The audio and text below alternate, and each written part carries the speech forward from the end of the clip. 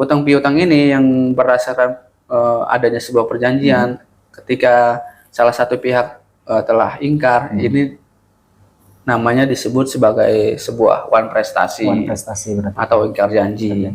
Jadi kita sebagai salah satu pihak yang merasa dirugikan oleh pihak yang ingkar janji, kita bisa melakukan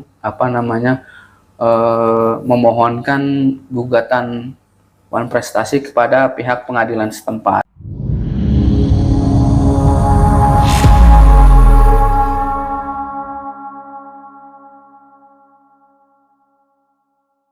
Assalamualaikum warahmatullahi wabarakatuh. Salam sehat, salam sejahtera untuk kita semua. Halo Sobat Firma Hukum Edwin and Partners Law Firm. Kali ini kita kembali lagi di nuansa yang berbeda. Biasanya kita take video di luar ruangan, kali ini kita kembali dalam ruangan. Nah, kali ini saya ditemani oleh salah satu advokat dari Firma Hukum Edwin and Partner, yaitu Bapak Sairul Anwar SH. Bapak, gimana kabarnya Bapak? Baik, alhamdulillah. Alhamdulillah baik. Nah, kali ini Sobat, kita akan membahas terkait syarat-syarat membuat suatu perjanjian, Pak. Syarat sahnya suatu perjanjian. Nah, nanti ada beberapa yang ingin saya tanyakan ke Bapak. Gitu kan, apa saja sih syarat-syarat yang harus kita buat untuk membuat perjanjian? Nah, biasanya itu untuk syarat-syarat sahnya perjanjian itu ada berapa sih, Pak? Sebelum kita masuk, ada berapa sih syarat sahnya sebuah perjanjian? Ya, kita akan coba nggak menggali sih, maksudnya dasar hukumnya secara jelas itu yang mengatur itu hukum apa sih untuk perjanjian itu sendiri. Jadi kalau untuk perjanjian itu sendiri diatur di KUH Perdata. Khususnya di pasal 1320 itu yang mengatur syarat sahnya perjanjian. Ya, syarat sahnya perjanjian itu di pasal 1320 KUH Perdata itu ada 4. Salah satunya itu yang pertama itu yang mengatur bahwa sahnya itu yaitu adanya sebuah kesepakatan antara para pihak. Kalau gini, apa sih kalau kita mau apa sih maksudnya kesepakatan itu?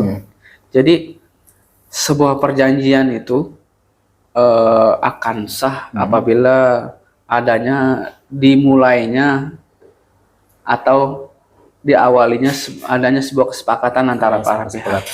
Jadi kalau tanpa adanya kesepakatan, contohnya gini, ada si A dan si B, keduanya ini akan mengadakan sebuah perjanjian. Nah, perjanjian itu berawal dari keduanya itu tanpa adanya sebuah kesepakatan, tapi terjadi perjanjian itu, tapi awalnya berawal dari tidak kesepakatan. Contohnya gini, si A memberikan pressure atau tekanan atau mengancam kepada si pihak B dengan iming-iming atau dengan sebuah ancaman segala macam lah, ancaman akan seperti apa nanti akan diapakan si B ini gitu loh, sehingga si B ini merasa terpaksa untuk melakukan sebuah perjanjian itu sebenarnya itu nggak baik kesepakatan itu dibuat. Jadi perjanjian itu nantinya akan bisa diminta dibatalkan. Minta dibatalkan berarti Pak ya? Betul. Jadi kesepakatan itu harus murni berangkat dari kedua belah pihak. Jadi tidak ada pihak-pihak yang merasa dirugikan melalui perjanjian tersebut di sana gitu.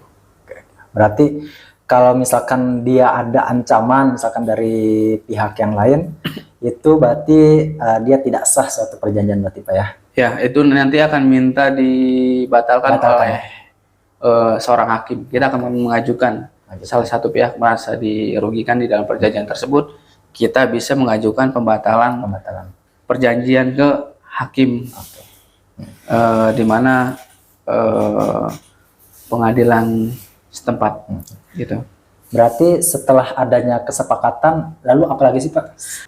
Kemudian setelah adanya kesepakatan syarat sahnya sebuah perjanjian itu yaitu yang diatur dalam Undang-Undang KUH Perdata. Pasal 1320 itu yang kedua cakap. Cakap dalam undang-undang tersebut atau aturan undang-undang tersebut ini adalah seseorang yang udah dianggap cakap dalam hukum. Dalam hukum itu seseorang yang dicakap itu udah sudah berusia 21 tahun. Di atas 21 tahun itu Pak ya? Iya, berawal dari 21 tahun sampai selanjutnya itu yang dimaksud dengan cakap. Ada pula seseorang yang sudah di atas 21 tahun tapi dianggap tidak cakap dalam hukum. Nah, itu gimana Pak? Contohnya seperti ini, orang yang dalam pengakuan. Dalam pengakuan itu maksudnya, mohon maaf ya, orang yang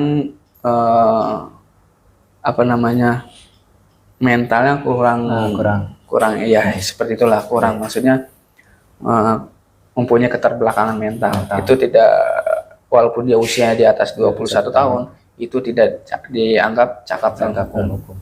Gitu.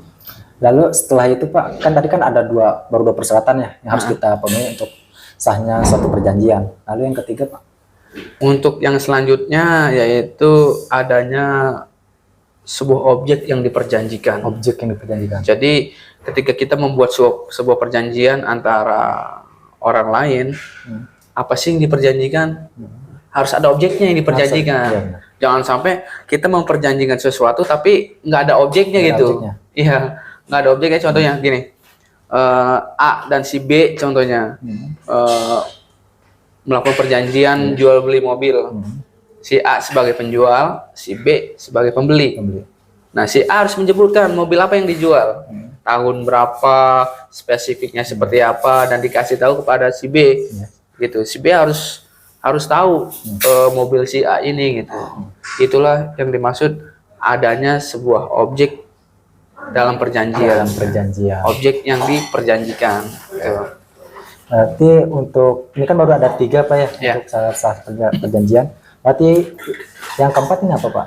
Yang keempat dalam syarat sahnya sebuah perjanjian itu, yang terakhir itu syarat sahnya sebuah perjanjian itu klausa yang halal. Klausa yang halal itu ya maksudnya gini, sesuatu yang diperjanjikan antara para pihak itu harus benar-benar yang halal gitu. Halal itu dalam arti tidak bertentangan dengan undang-undang yang berlaku gitu. Jadi ketika kita mau melakukan perjanjian kawan-kawan, kita lihat dulu perjanjiannya apa nih. Ya, harus halal gitu, harus halal dan tidak bertentangan dengan undang-undang gitu. Contohnya gini, kita mau melakukan sebuah perjanjian yang bertentangan dengan undang-undang, contohnya gini, salah satu contohnya antara si A dan si B melakukan sebuah perjanjian. Apa sih yang diperjanjikan? Seandainya si A sudah meminta si B untuk melakukan suatu perbuatan pada pihak lain karena si A merasa dirugikan oleh orang lain yang tidak diketahui oleh si B. Apa maksudnya itu? Yaitu sebuah perjanjian yang dilakukan si A meminta si B untuk menghabisi nyawa orang lain tersebut. Itu adalah suatu hal yang tidak halal yang bertentangan dengan undang-undang. Contohnya seperti itu. Klausa yang halal ya klausa yang diatur oleh undang-undang dan tidak bertentangan dengan undang-undang. Itulah syarat sahnya sebuah perjanjian harus memenuhi unsur-unsur tersebut gitu. Nah, ini kan tadi udah dipaparkan ya oleh Bapak terkait syarat sahnya suatu perjanjian. Nah, lalu dampak dari suatu perjanjian ini apabila dari salah satu pihak ini ada yang mengingkari nih, Pak. Dampak hukumnya itu seperti apa sih, Pak? Kalau salah satu yang namanya sebuah perjanjian, ketika salah satu pihak ada yang merasa dirugikan, pasti kan yang namanya sebuah perjanjian ini kan berbicara tentang suatu antara hak dan kewajiban. Dan hak dan kewajiban itu maksudnya gini, sesuatu yang disebutkan di sana apa sih yang diperjanjikan, gitu loh. Seandainya tentang hutang piutang, si A berhutang kepada si B. Hmm. Tapi si A dalam waktu tempo perjanjian tidak bisa melakukan prestasinya, membayarkan hutang kepada si B. Tentu dong si B telah merasa dirugikan. Apa sih yang bisa dilakukan si B? Karena ini hutang piutang ini yang berdasarkan adanya sebuah perjanjian. Ketika salah satu pihak telah ingkar, ini namanya disebut sebagai sebuah wan prestasi berarti. atau ingkar janji.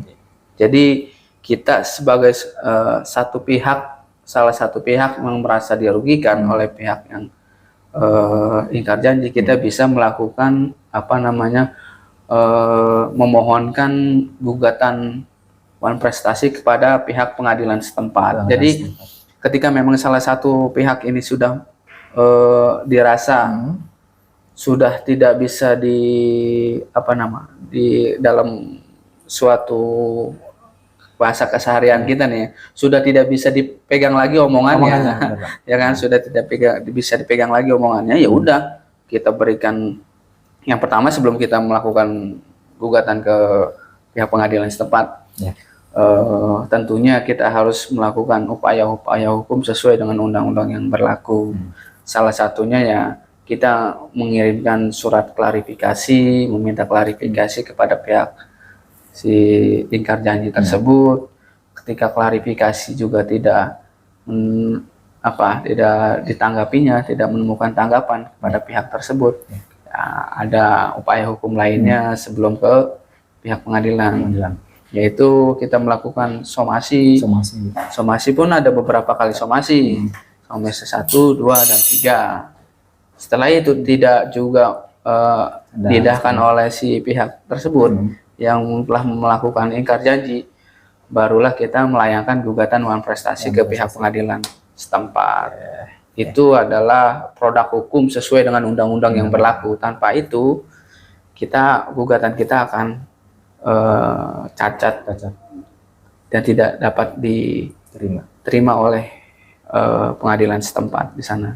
Nah, seperti itu. Baik, Sobat Firma Hukum Edwin and Partner, kita sudah mendengarkan terkait pemaparan syarat sahnya suatu perjanjian dan dampak hukumnya apabila dari salah satu pihak ada mengingkari dari suatu perjanjian. Nah, mungkin ini terakhir nih Pak, ada closing statement dari Bapak. Closing statement, oke. Sedikit aja sih sebenarnya. Closingnya gini, ya nggak lari dari pembahasan kita. Ketika kawan-kawan di luar sana ingin melakukan suatu perjanjian atau ingin membeli sesuatu barang, ingin melakukan kesepakatan, sebaiknya kita lihat dulu ketika memang objek perjanjian itu apa sih yang kita yang mau kita sepakati antara orang lain. Ketika memang itu sudah kita ketahui, barulah kemudian ada baiknya dan sebaiknya kita buat yang namanya surat perjanjian atau kesepakatan. Apalagi kalau memang nominalnya besar, itu akan nantinya akan meminimalisir hal-hal yang tidak kita inginkan ke depannya, bisa membentengi kita jadi gitu. Jadi ketika memang ada suatu masalah, kita sudah punya pegangan, ya kita bisa melakukan upaya-upaya hukum yang dianggap perlu ke depannya. Gitu. Baik. Terima kasih Bapak Chairul Anwar. Mungkin cukup sekian dari kami, dan jangan lupa juga Sobat Firma Hukum Edwin and Partner, subscribe, share, dan like channel YouTube kita.